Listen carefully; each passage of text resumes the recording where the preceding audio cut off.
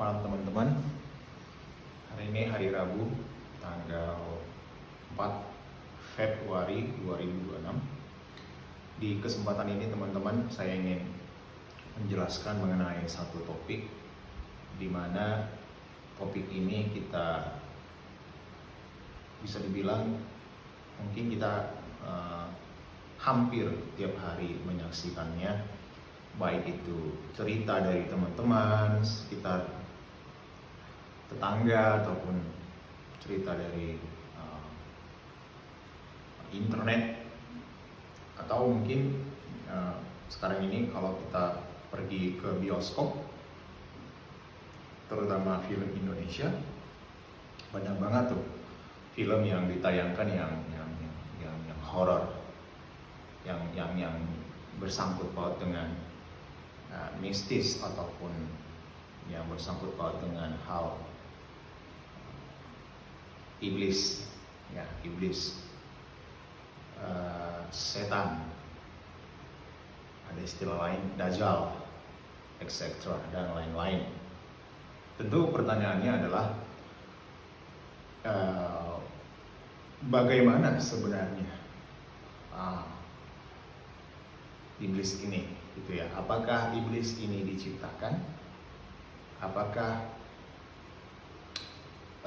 ada unsur kesengajaan, kayak Tuhan iseng nih, gitu ya? Kayak kita kan tahu bahwa segala sesuatu diciptakan oleh Tuhan, deity, ataupun sebuah a higher being, a divine being, semacam itu.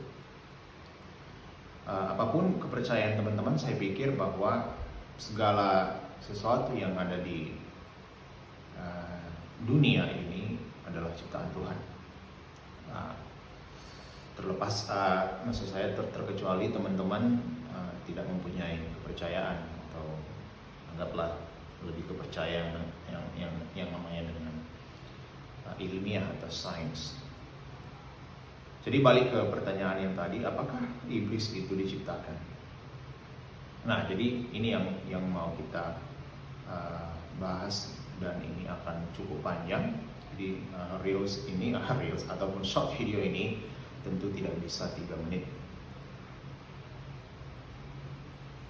Perlu diketahui teman-teman bahwa yang kita sebut dengan iblis dulunya bukan iblis. Jadi iya benar, mereka diciptakan. Tapi penciptaan iblis dengan penciptaan manusia dua hal yang berbeda, ataupun caranya berbeda. Kalau manusia, seperti pernah saya bahas di video sebelumnya, bahwa manusia dibentuk dari tanah. Kalau iblis, jadi iblis dulu bukan iblis. Iblis ini tadinya adalah malaikat gitu. Nah, bagaimana Tuhan menciptakan malaikat? Jujur saja saya nggak tahu detailnya seperti apa. Tapi yang pasti bahwa nanti akan saya bacakan ayatnya, bahwa memang malaikat diciptakan. Jadi malaikat diciptakan, dan salah satu malaikat yang saya baca aja ya langsung ayatnya ya teman-teman. Dari situ nanti baru kita akan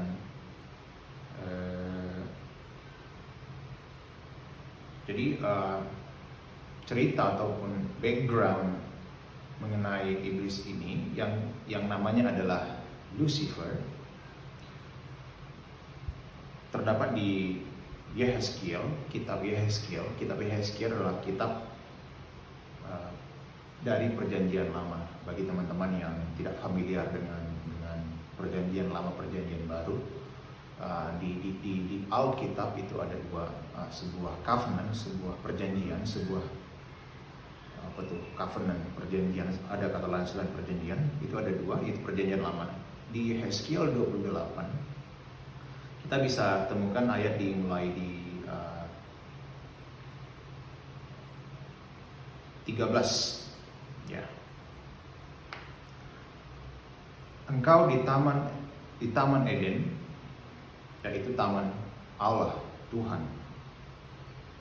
penuh segala batu permata yang berharga, yaspis merah, krisolit dan yaspis hijau, permata virus, krisopras dan nefrit, lajurit dan batu darah dan malakit. Tempat tatahannya diperbuat dari emas dan disediakan pada hari penciptaanmu. Jadi perlu diketahui teman-teman bahwa Eden itu bukan sebuah tempat yang kayak fisikal yang kita sering dengar dengan kata Taman Eden. Eden adalah sebuah atmosfer, sebuah tempat, tapi lebih ke atmosfer. Nah, itu bisa kita mungkin saya akan bisa bahas itu lain kali. Saya lanjut. Jadi di sini dikatakan bahwa hari penciptaan. Jadi malaikat ini, yang Lucifer ini sama dengan malaikat-malaikat yang lain itu diciptakan. Kita masuk ke ayat 14. Kuberikan tempatmu dekat kerub yang berjaga, kerubim, cherubim. Jadi cherubim adalah malaikat yang berjaga untuk ditatahnya Tuhan, seperti itu. Jadi Tuhan mempunyai tahta di kerajaannya. Jadi makanya kita sering dengar bahwa Yesus adalah raja, karena memang dia adalah raja. Kuberikan tempatmu dekat kerub yang berjaga di gunung kudus Allah. Engkau berada dan berjalan-jalan di tengah batu-batu yang bercahaya-cahaya. Engkau tak bercela di dalam tingkah lakumu. Engkau tak bercela dalam tingkah lakumu sejak hari penciptaanmu, sampai terdapat kecurangan padamu. Sampai terdapat kecurangan padamu. Saya lompat biar cepat teman-teman, bahwa di ayat 17 dikatakan engkau sombong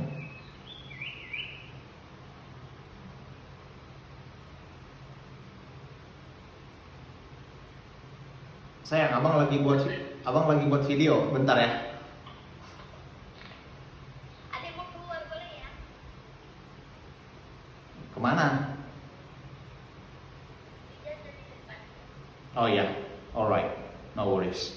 Hati ya, ini lagi shoot video. Bye bye, I love you.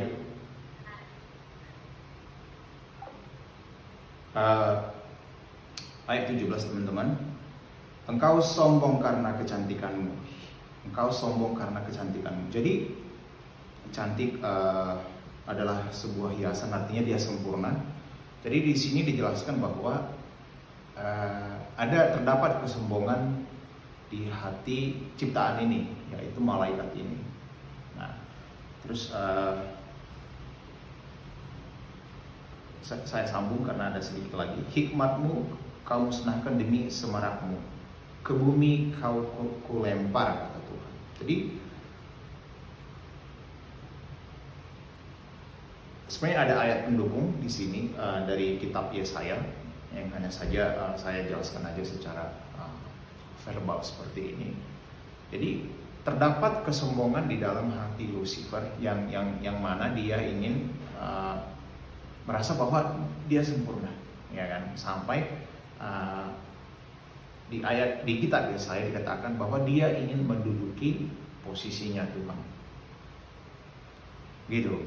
Padahal dia adalah ciptaan, dan itu yang membuat Tuhan marah. Tuhan hingga dia dibuang ke bumi. Ya kan, dibuang ke bumi. Jadi dulunya dia bukan iblis, tapi setelah dia melawan Tuhan, dia menjadi iblis karena ada kedengkian di dalam hatinya, ada kejahatan di dalam hatinya. Dan dia dibuang ke bumi.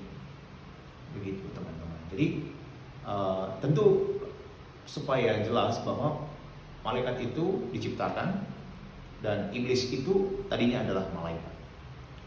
Malaikat adalah roh. Jadi malaikat tidak punya jenis kelamin, tidak punya gender, tidak punya jadi netral. Jadi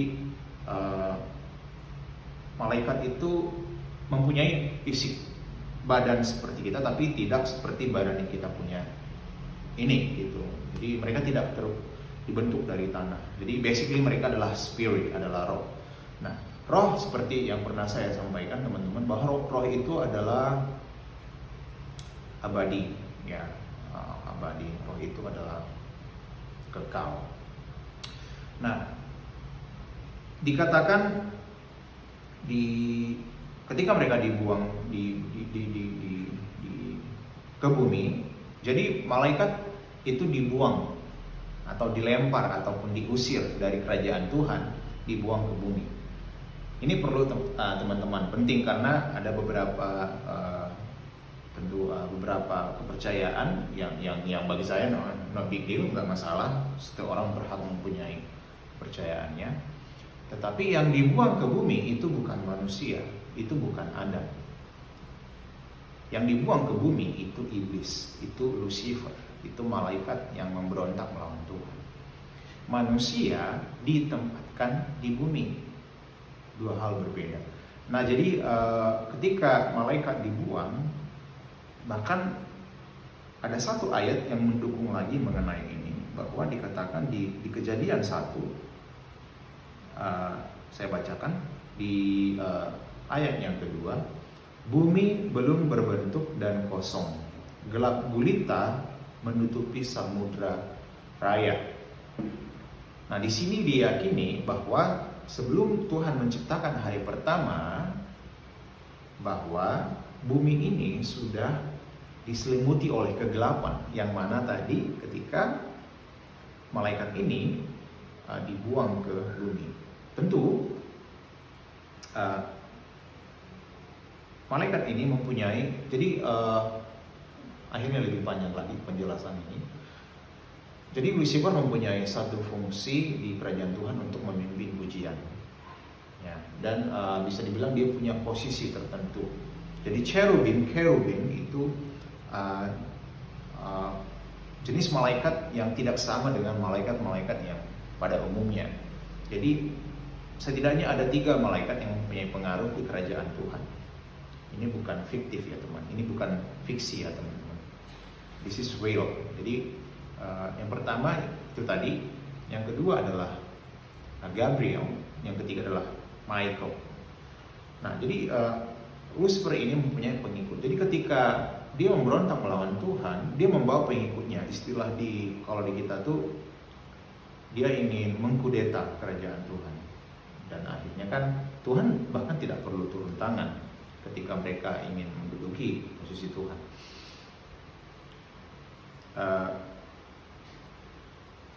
Gabriel yang turun untuk apa, katakanlah untuk menghalang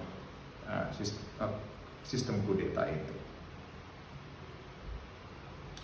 Sorry teman-teman. Tadi di situ. Jadi ketika mereka dibuang, mereka sudah membentuk kerajaannya di muka bumi ini. Hanya saja tidak sampai ke tanah, ke bumi gitu. Karena mereka lagi-lagi roh, mereka tidak bisa sampai ke bumi. Inilah mengapa sampai hari ini kita masih menemukan ataupun bisa bahkan beberapa orang mungkin pernah berinteraksi ataupun pernah mengalami yang namanya kerasukan segala macam. Karena memang bahkan film-film seperti tadi saya bilang masih sangat banyak diceritakan mengenai itu. Gitu. Tapi ada kabar baik teman-teman. Saya sendiri mempunyai kesaksian sebenarnya mengenai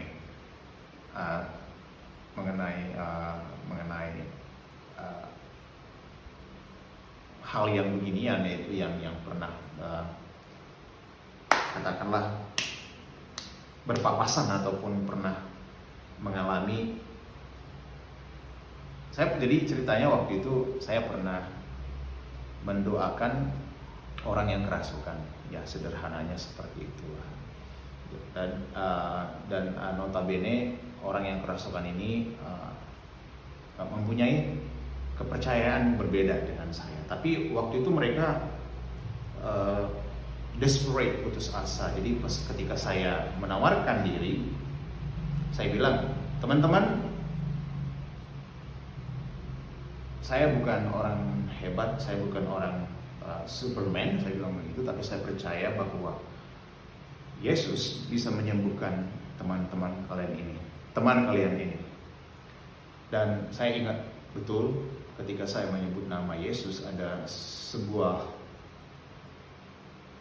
sebuah perubahan atmosfer di ruangan itu.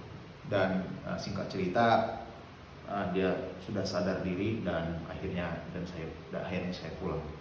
Kalau saya ceritain itu makan waktu lagi. Karena memang dikatakan di kitab Yakobus ayat Yakobus 4 ayat 7 bahwa satu-satunya cara supaya kita bisa menghadapi yang namanya iblis adalah ketika kita menundukkan diri di hadapan Tuhan. Jadi kita tunduk dulu terhadap otoritasnya Tuhan, maka kita bisa mengusir ataupun melawan iblis. Seperti itu teman-teman. Does it make sense? Well, I hope ini membantu. Kalau ada yang mau bertanya detail, tentu bisa lewat kolom komentar ataupun mungkin bisa kirim inbox seperti itu.